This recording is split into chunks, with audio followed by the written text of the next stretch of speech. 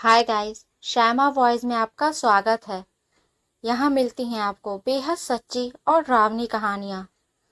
दोस्तों, अगर मैं कहीं भी गलत हूँ तो मेरी गलती को सुधार कर अपना फीडबैक अवश्य दें। दोस्तों, मेरा नाम शायमा है। आज मैं आपको मेरे साथ हुई एक अजीबो-गरीब दास्तां सुनाने जा रही हूँ। यह बात उन दिनों की है जब मैं 10वीं कक्षा में पढ़ती थी और मेरी उम्र उस वक्त सिर्फ 14 साल की थी। उस समय मैं अपनी फैमिली के साथ रहती थी। मेरी फैमिली में अम्मी, पापा, मैं, मेरा भाई और मेरी छोटी बहन नूर थी। मेरे पापा सरकारी नौकरी किया करते थे, इसलिए हमें सरकारी क्वार्टर्स में रहना पड़ता था। मेरे पापा का प्रमोशन हुआ तब हमने उस कॉलोनी में एक बड़ा सा फ्लैट लिया। उसके बाद हम नए फ्लैट में शिफ्ट हो गए। मैं बहुत खुश थी क्योंकि मुझे रहने के लिए एक बड़ा कमरा मिल रहा था जहां मैं अपनी सारी किताबों को अच्छे से रख सकती थी। पर पता नहीं क्यों जिस दिन से हम उस घर में रहने के लिए गए थे तब से मुझे उस घर में अजीबो-गरीब बेचैनी महसूस हो रही थी। ये बेचैनी क्यों हो रही थी? जल्द ही उससे मेरा सामना होने वाला था। मुझे हमेशा देर से सोने की आदत थी क्योंकि मैं हर रात टीवी पर एक नई हॉरर फिल्म देखा करती थी और मेरे अम्मी पापा और मेरी बहन दूसरे कमरे में जल्दी सो जाते थे। शुरू शुरू में तो सब कुछ ठीक था, लेकिन अचानक मुझे एक रात को जब मैं अपनी बेड पर बैठकर मूवी देख रही थी तो अचानक मुझे रूम के बाहर से किसी की आवाज सुनाई दी।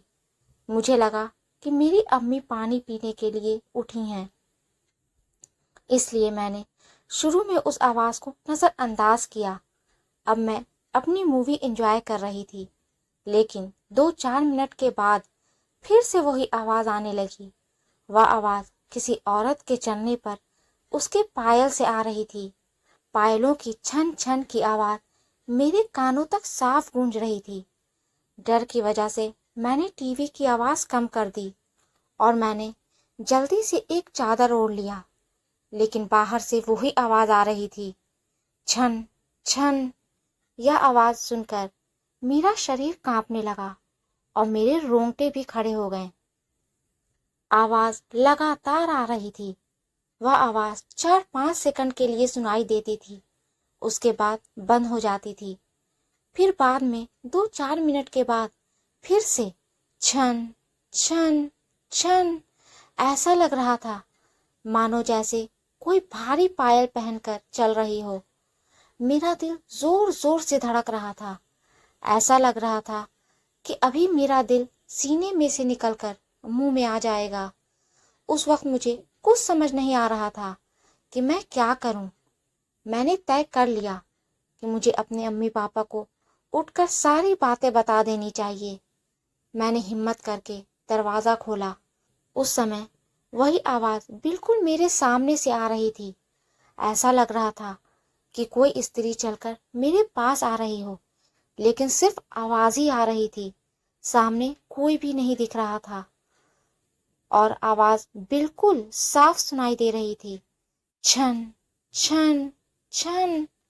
हिम्मत करके मैंने पापा को जगा दिया और सारी सच्चाई उनको बता दी। मेरे पापा इस बात को मानने के लिए बिल्कुल तैयार नहीं थे। वैसे भी वे सब पूरी तरह से नींद में थे, इसलिए पापा ने मेरी बातों को उतना ध्यान नहीं दिया। मेरी अम्मी भी गहरी नींद में थी। पापा ने वहां लाइट बंद करके सो जाने को कहा। सपना आया होगा। किसी ने मेरी बात पर ध्यान तक नहीं दिया। बाद में मैं चुपचाप दरूद शरीफ मोबाइल में लगाकर सो गई। ऐसे ही 4-5 दिन निकले। एक रात को फिर से वही आवाज सुनाई दी, छन छन। समय के साथ साथ मुझे इस आवाज की आदत पड़ गई और मैं अपने ही घर में डरी डरी सी रहने लगी।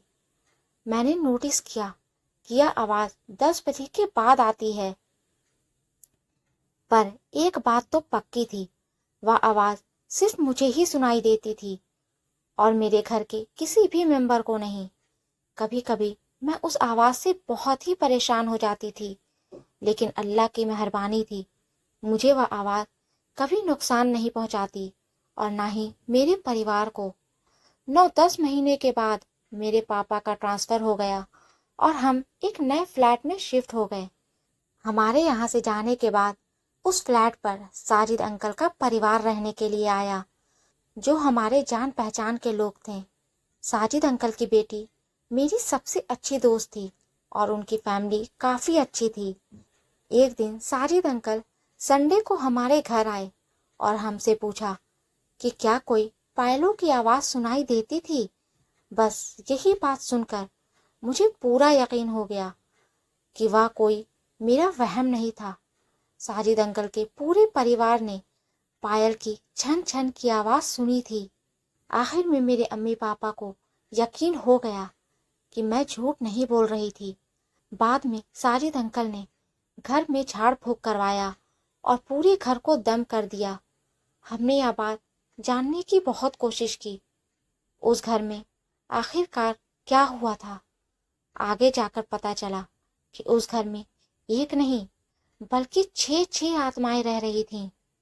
दरअसल पूरी फैमिली को किसी ने जहर देकर मार डाला था। सभी खबर हमें वहाँ के वॉचमैन भैया से मिली। झाड़ फूँक के बाद फिर यह आवाज़ किसी को भी सुनाई नहीं दी। दोस्तों, इस बात को 9 साल हो चुके हैं और अब मैं बड़ी हो चुकी हूँ।